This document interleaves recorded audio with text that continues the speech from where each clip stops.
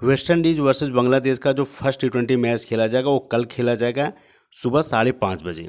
इससे पहले ओडीआई की सीरीज़ थी, ये टी20 का सीरीज़ है 3 मैच का। तो ओडीआई और टी20 में दोनों का फॉर्मेट अलग अलग है, दोनों में खिलाड़ी थोड़ा चेंज होंगे, अप डाउन जरूर होंगे। ये मैच खेला कहाँ जाएगा? ये मैच खेला जाएगा किस टाउन के ग्राउंड पे खेला जाएगा? वेस्ट इंडीज़ के इस ग्राउंड पे जो भी टॉस जीतता है पहले बैट फर्स्ट करता है, थोड़ा उसके जीतने के चांस ज़्यादा होते हैं। यहाँ पे एवरेज स्कोर 160 का है, सेकंड इनिंग का 120 130 है, यही एवरेज स्कोर है। सबसे पहले आपको की प्लेयर के बारे में बात करूंगा कि कौन सा स्कोर टी20 के स्कोर में कौन से प्लेयर जुड़े हैं, कौन से आउट हुए हैं, सारे एक एक चीज़ के बारे में बात करूंगा। अब विकेट कीपिंग सेक्शन से बात करूं तो पूरन आ गए अब, क्योंकि ओडीआई में थे नहीं, तो वो टी20 के सबसे टॉप के प्लेयर हैं और टी10 के हैं, तो इनकी सिलेक्शन हो गया 95%, 95% है। लिटिन दास फॉर्म में नहीं चल रहे हैं, आउट ऑफ फॉर्म है, तो अगर आपको रखना होगा तो रख सकते हो, नहीं तो फॉर्म में है नहीं, 24% सिलेक्शन है। उससे बेस्ट अगर इनको मौका मिलेगा जेकर अली को, तो इनको लेके चल सकते हो, बहुत बेस्ट प्लेयर हैं। उसके बाद जॉसन चार्ल्स आए हैं, ये भी बहुत तगड़े प्लेयर हैं, लेकिन इनका भी फॉर्म सही नहीं चल रहा है अभी तक, जितने मैच खेले हैं उस वे पे मैं आपको बोल रहा हूँ, ये भी फॉर्म से आउट हैं।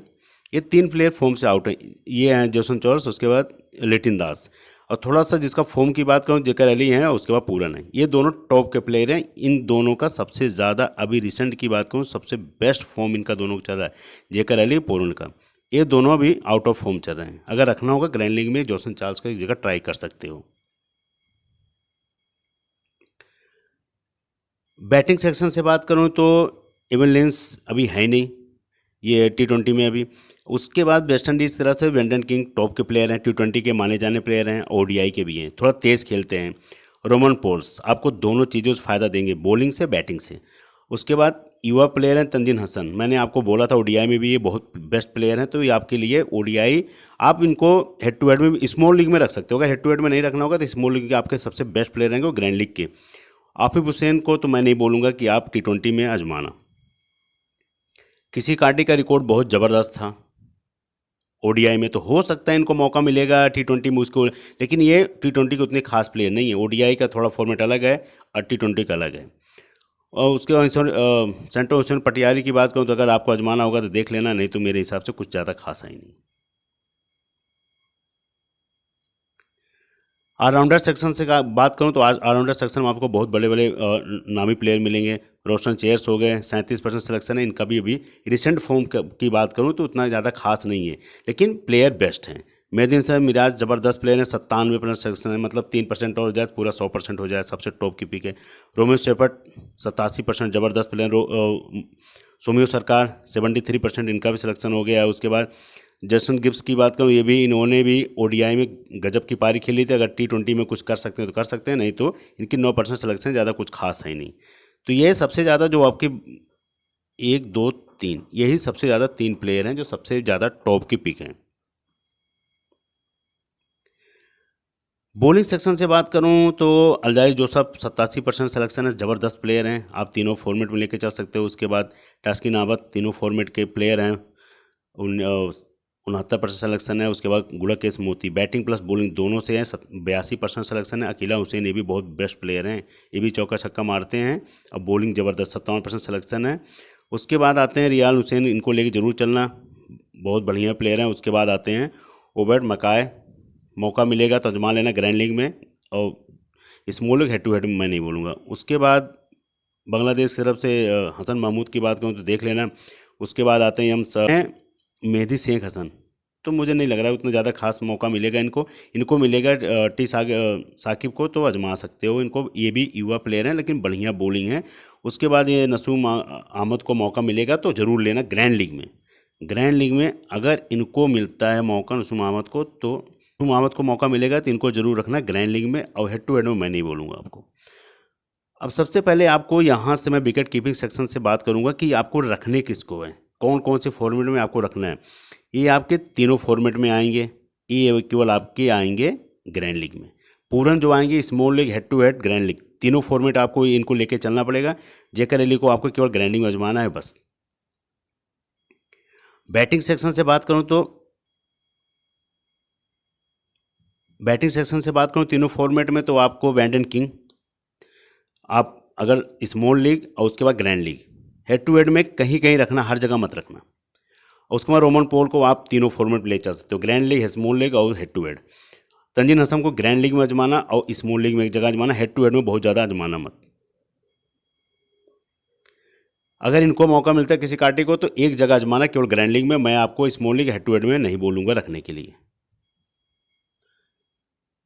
फिर उसके बाद राउंडर सेक्शन में बात करूं तो रोशन चेयर्स को केवल एक जगह आजमाना ग्रैंड लीग में हेड टू हेड, और उसके बाद आप स्मॉल लीग में नहीं लेना क्योंकि अभी रिसेंट फॉर्म इनकी सही नहीं है। मेहदी हसन मिराज तीनों फॉर्मेट हैं आपके, स्मॉल लीग, ग्रैंड लीग और head to head. Romario Shepherd तीनों फॉर्मेट के आपके हीरो हैं, grand league, small league, head to head. Soumya Sarkar को तीनों में लेके चल सकते हो। अगर इनको खिलाया जाएगा जस्टिन ग्रिप्स को तो इनको एक में ग्रैंड लीग में आजमाना, head to head small league से बाहर कर देना।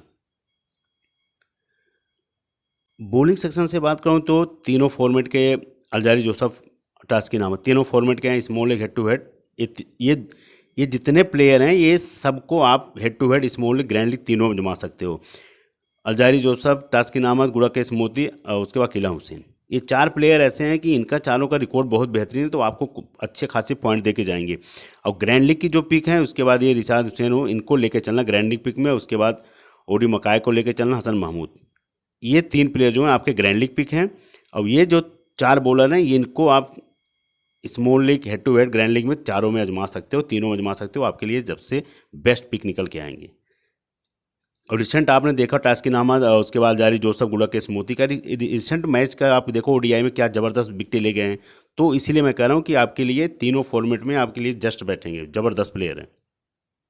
वेस्ट इंडीज़ बांग्लादेश की ये जो टीम है, डेमो टीम है, आपको टॉस टाइम में सही मिलेगी। मैं वेस्ट इंडीज़ को थोड़ा सा स्ट्रॉन्ग समझ के मैं वेस्ट इंडीज़ के सबसे ज़्यादा प्लेयर रखूँ, क्योंकि वेस्ट इंडीज़ और टी10 और टी20 के सबसे बेस्ट माहिर प्लेयर हैं। ये चौका छक्का मारने में बहुत तेज़ हैं। ओडीआई सीरीज़ तो वैसे वेस्ट इंडीज़ जीती है। तो वेस्ट इंडीज़ की तरफ से निकोलस पूरन सबसे बेस्ट प्लेयर रहेंगे, उसके Brandon King, Rovman Powell, Romario Shepherd, Gudakesh Motie, Akeal Hussain, उसके बाद जारी जोसेफ। ये मैं 7 प्लेयर लेके चल रहा हूँ वेस्ट इंडीज़ को क्योंकि मजबूत समझ रहा हूँ। उसके बाद बांग्लादेश की तरफ से मैंने तंजीन हसन को रखा हूँ, युवा प्लेयर हैं, अच्छा खेलते हुए आ रहे हैं। उसके बाद मेहदी हसन मिराज, टास्किन अहमद, उसके बाद रियाद हुसैन।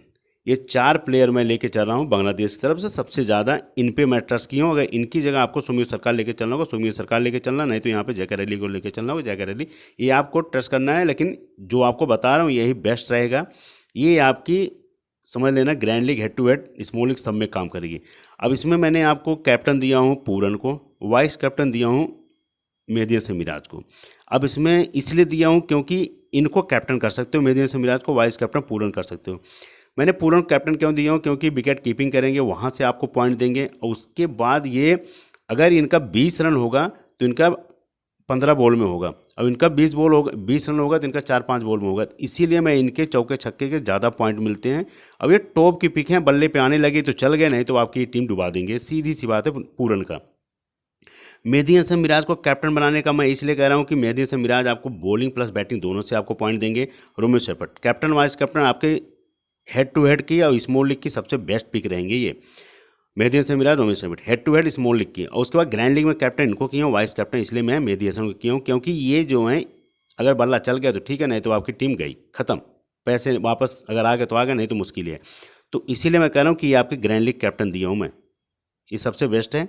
उसके बाद टॉस टाइम पे जो भी बॉलिंग करेगा, अगर बॉल फर्स्ट वेस्ट इंडीज़ करती है तो इनके कैप्टन करना, बॉल फर्स्ट करती है तो इनको लेके चलना टास्किन, क्योंकि लास्ट का 10 ओवर करेंगे तो आपको पता है टी20 में रन चाहिए होता है। लास्ट के 19वां अगर 20वां ओवर पा गए तो हो सकता है 2 विकेट उसमें ले गए, शुरुआत में 2 विकेट ले गए, 4 विकेट ले गए तो कैप्टन की पिक निकल जाएंगे, वाइस यहाँ पर घुमा देना। तो आपको यही करना है। उसमें आपको टॉस टाइम पर टेलीग्राम पर टीम दूंगा। All the best, good luck.